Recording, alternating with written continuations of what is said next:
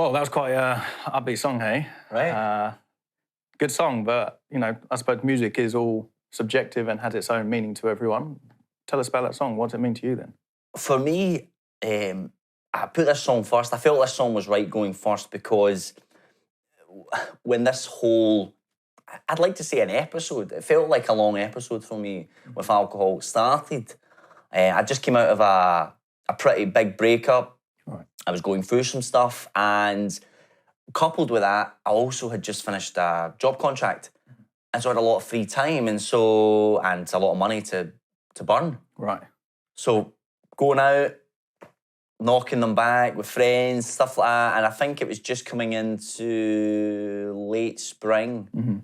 And I felt like a new man, sort of. I know that's so cliche, but I felt like, I can be the real person I want to be. Yeah. And sort of evolve. And that song kind of made me feel like, let's go out and let's, live life, do whatever I need to do. And,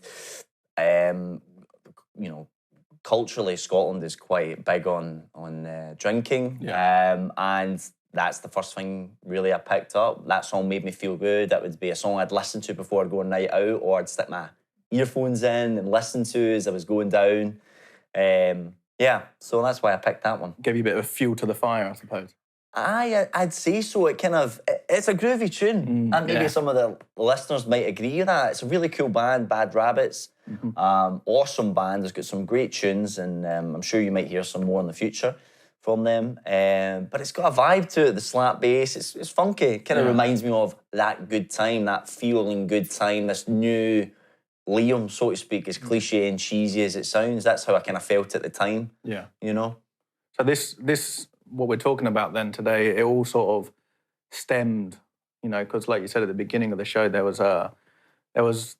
said a problem with alcohol. So you believe that this is the place where it all started, that normal feeling of finding yourself again, reigniting that, love with yourself, I suppose, but in a way. I suppose you might be right, yeah.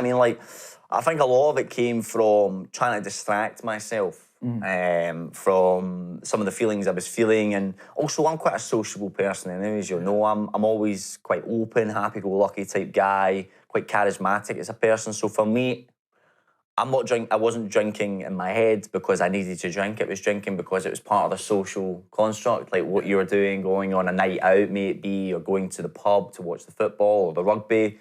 For me, it was just part of that, hand in hand with it. So I never saw it as a problem initially. It just felt like that was me.